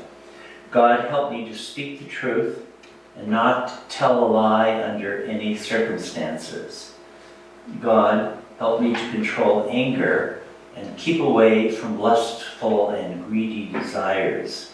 God, help me to be just, fair, honest, and kind towards my companions and towards those who come into contact with me. So this went on for 15 minutes. Yeah, these are some of the images. We looked at a bunch of these already by this Japanese artist. After 50 minutes elapsed, Baba came out of the hall and gestured for the companions to put on their clothes and stand in a line. He then stood at one end of the passageway and called the companions one at a time. He looked majestic as he collected the prayer slips and clasped each one's hands. As they left the underground passage and ascended the stairs, Baba asked Dr. Ghani to say loudly 7 times, Hogaya, which means finished. While Ghani shouted out these 2 words, Baba raised his right hand each time, indicating the Buddhist ruins. In the Buddhist ruins, a phase of his work had been fulfilled. And then they paid a visit around Sarnath. So that was the Langoti phase that so much as the companions ever took part in it. They never returned to it. So again, this is a question for posterity. Yeah, you want Well, no, reading on that, in the significance of when he did something with some item that was set aside for only that, Yeah. not to be used again. Yes, that's right. Yeah. Now, wasn't there a point, if I'm remembering right, much later when he was in the south where he donned a Langoti? Yeah, Baba did do it himself. When they got to Dakshineshwar, where Ramakrishna's temple is, and there Baba himself wanted to be secluded in that room. Again, why would somebody agree to that? But they did. With the caretakers of the temple, and Baba sat in Langoti for a while. And there was one third time where he did the Langoti thing also. So again, I think this is a big question for posterity. What does that Langoti phase mean? I mean, this thought comes to my mind. If it is connected with that ancient path of renunciation and meditation, monks did it in the Christian world. Sannyasins, yogis do it in their caves in the Himalayas. Buddhists did it. Well, maybe some of Baba's seclusion work had to do with that too. I don't know. We don't know what he was doing, but it could. Yeah. So naked before God, does that mean naked of illusion? Yeah. All desires, of all possessions, of all attachments. We read that thing earlier, even God is afraid of the naked, Baba said. Yeah. I can't help thinking that when he did that in Sarnath, was there a guard at the door? Because it's a public place. Yeah, I know. Can you imagine walking down in the midst of all those men doing that? I know, I have that question too. Maybe in those days it wasn't visited Maybe so not much. so much. Although you would think it would be. It's a famous Yeah. Buddhist place. Yeah. It was, I think, early morning, so maybe they beat the rush hour. The Langoti phase rush hour comes a little bit late. Yeah. So this was also in Sarnath, another memorable part of this part of the new life has to do with the house they were living at. You remember about the gardener, the Mali? Any of you remember that? The stories? Yeah. the Sant Mali, Baba called him that. Mali is gardener and Sant means sainted. But he was just a very poor, simple man, and he would sleep outdoors with just a cotton sheet of this rickety contraption of a bed, and just ate rice every day. And Baba had the women ask, do you want anything? And he would say, no. Thakurji gives me everything. And Goher, who asked this, said, I guess his employer supplies him with everything. But then they were looking at it and saying, well, how much does he supply him with? Look at the guy, he's like, has almost nothing. And then Mara, when she heard that, remembered Thakurji is the name of Krishna. So Krishna gives him everything. So then Baba sent them back and said, ask if he wants something. And no, Thakurji gives him everything. And she insisted, and after thinking for a long, he said, what should I ask for? Finally he said, okay, give me a box of matches. Even in India, it costs almost nothing. And when Baba heard this, he said, okay, I'll give him something of my own. And he gave him a very warm blanket, which he clearly needed, And Baba said he was our genuine, you might have called him a saint or a true sannyasi. He was the real thing. So what did Baba put on the Langoti at this time? Does it say so? I somehow assumed it. But did it actually say that he did? That's a good question. I should go back to Gandhi's diary and see whether it mentions. And the women were not participants in this. No.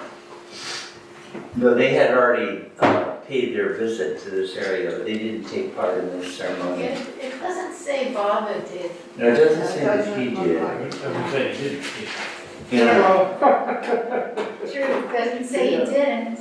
No, you're right. I should look at Gandhi's diary. I would think it probable that he did, but we guess we don't know. It's not mentioned. You think they would have mentioned it, unless they just forgot to mention it. Well, who knows what he did when he secluded himself in there afterwards. Yeah. I mean, it must have been some kind of fundamental work. And he's one of them, so you think. Yeah, as a companion. Same Yeah. dress. Right, that's the thing. That would sort of be. Yeah, that's right. Probably did do it. Yeah. But it just says he had the men do this. Yeah. Doesn't say that kind he of did. leaning towards he wasn't doing it. Mm-hmm. No, that's a good question. That's a good question. I never thought of that. So after they had been in Sarnath for, I forget how long it was, a week or 10 days or something, then they were going to start the Gypsy Life and the trip going up north. And Padri was in Benares. They had to go back through Benares. And so they had this long caravanserai with all these animals. I forget the order. Does anyone remember? The white horse, I think, was first. And maybe the camel cart.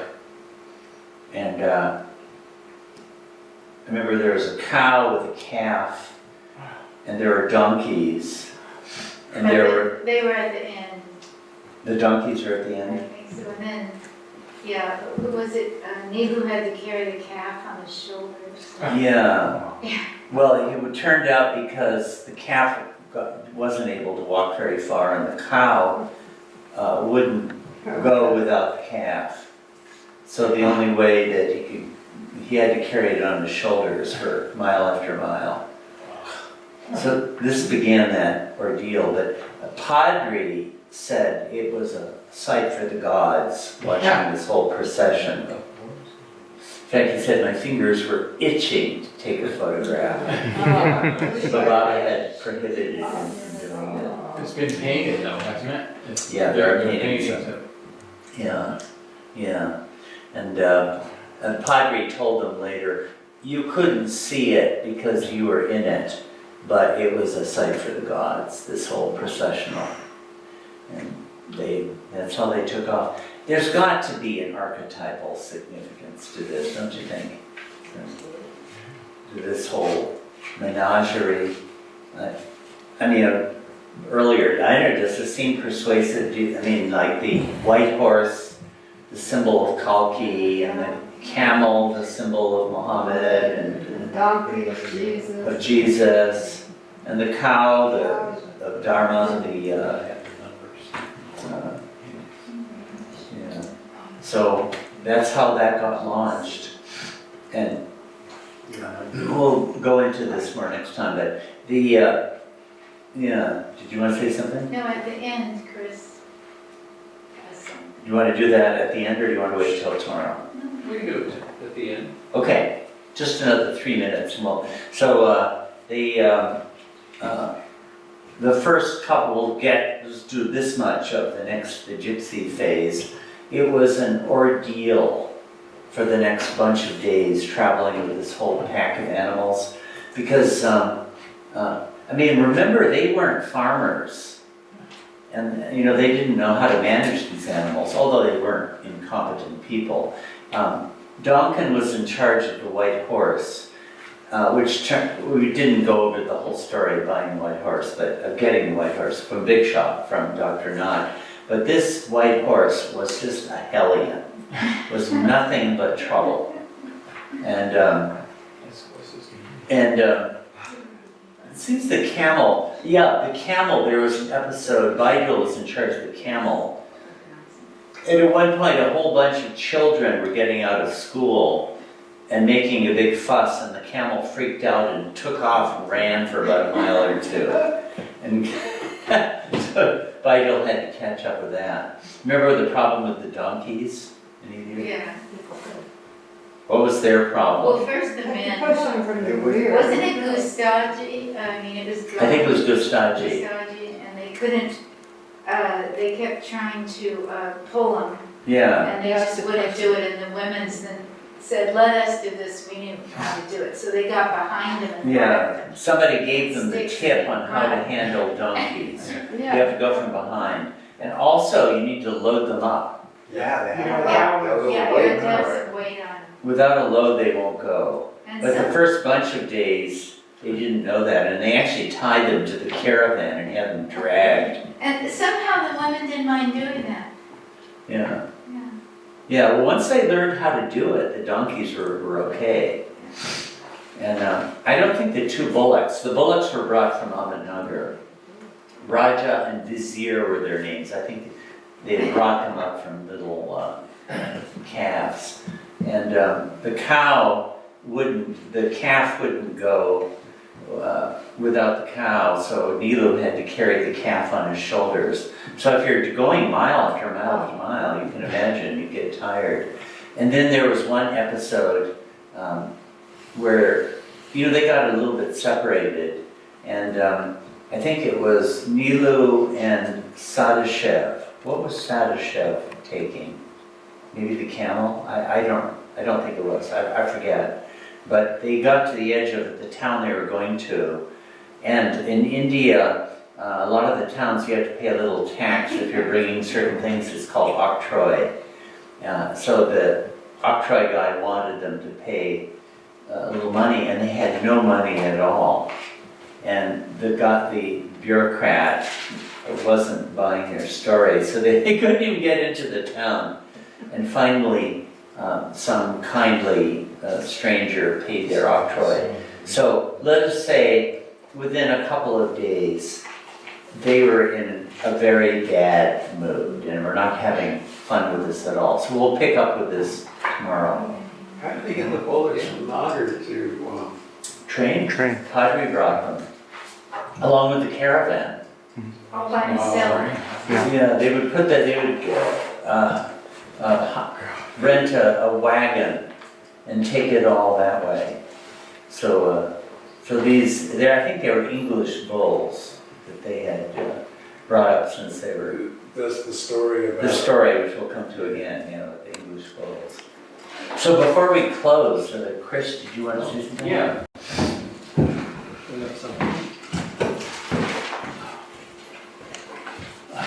So yesterday you talked about the Song of the New Life. And this morning we went over it, yeah. All those details, this morning, the details. Well, back in 1975, I was,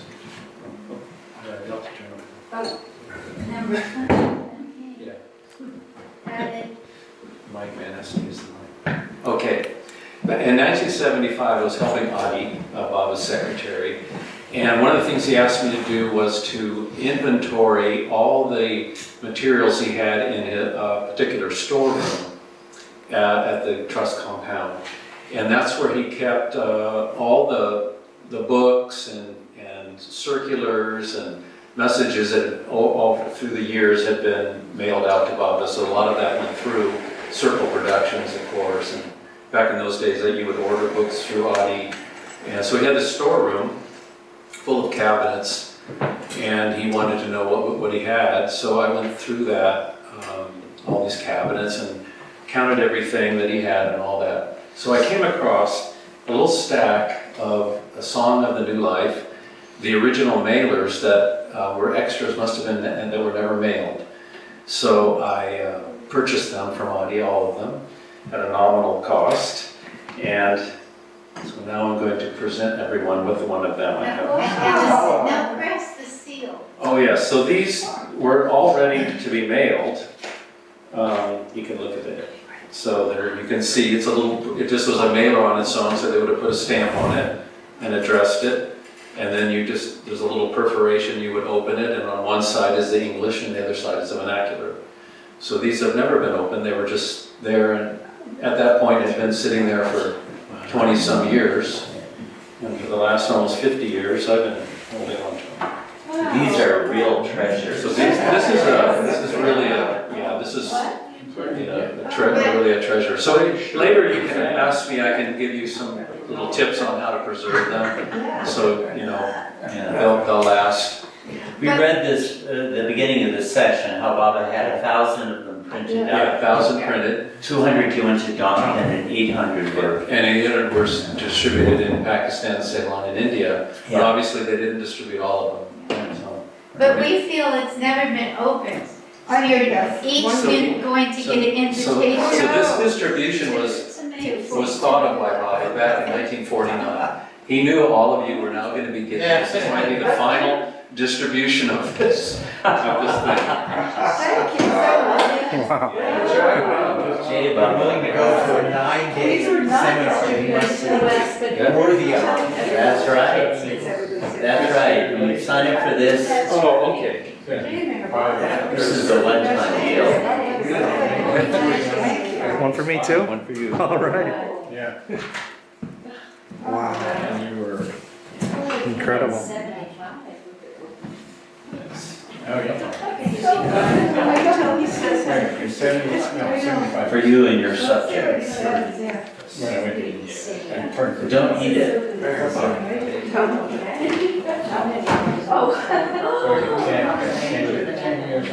Song of the Dark. Yeah. Wow. In English and Hindi. This is the original. This is amazing. Oh my gosh. Oh, and thanks, Chris. Oh,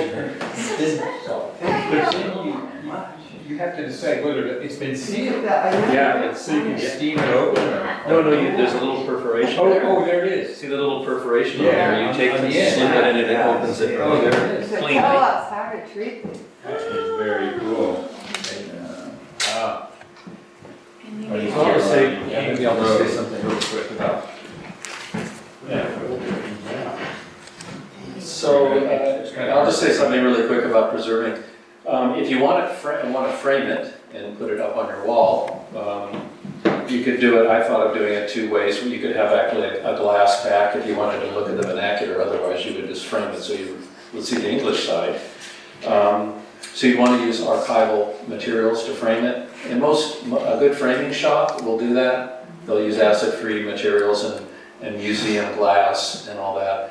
So if you were going to frame it and put it on a wall, I would do that. And then just, you never want this to be in the direct sunlight, even like, and heat, hot and cold, you don't want, extremes like that, obviously. So I would hang it in a place where the sun doesn't hit it. If you want to save it just as a document, you can get archival sleeves online. There's a lot of different places. Hollinger is one, and Chris, what's the one you bought stuff recently? You remember the name? But yeah, and you can get archival. It's basically Mylar acid-free sleeves or acid-free file folder or whatever. And then you want to, with any kind of archive, you want to. The idea is it shouldn't be extremes of heat and cold, because if you have something, any physical object, when it gets warm, it expands. When it gets cold, it contracts. So the heating and cooling cycle is like basically exercising the fibers, which eventually will break them down. So you want to keep it a cool, constant temperature if possible. Absolutely no UV, no light at all. Even indirect light, if you want to really keep it. And you can have these actually. I've had some of my books and stuff done. You can send these to a company that will deacidify the paper. Professionally deacidify the paper. So that is also a good thing to do if you can do that. When you go to a framer, how can you find one that you trust that is really going to do this correctly? Or is that Usually a pretty- professional, a good framer. You say, I want acid-free, I want an archival, museum grade framing. Okay. And if you don't do that, The mat would be acid-free, the back, everything that part of it, and then glass. They have, when I've done them before for the roasts, remember we had those Bhau roasts when I framed different things to auction. They have actually museum glass. okay, glass. That helps to protect the things. So you would just ask, and do you do archival preservation framing? And they do or don't? Yeah. That's so I don't have to list off the things they know. Yeah, they would. They know. They would know that. I mean, you can also buy the materials yourself and frame it yourself. No, All this stuff is available. But anyway. So this was printed and distributed right during the very period that we're in. Of course, Ghani wrote it and fell down, and I think it got to them in Benares. And they were there. I think it was sent to them, yeah. Yeah, it was 1,000 copies, a lot were sent there. And so this might have been one of the very first things that ever got out about the New Life to the wider public, because the circulars, no circular had yet come out that gave any account of what was going on. So this was one of the very first things that are, maybe the first thing. Yeah. A news that reached people about the New Life. Thank you. You're on it. Just a quick question, the 200 were sent to Dr. Donovan. in England. No, he was on the New Life. Oh, so they were just sent to him? Yeah, and so I'm wondering if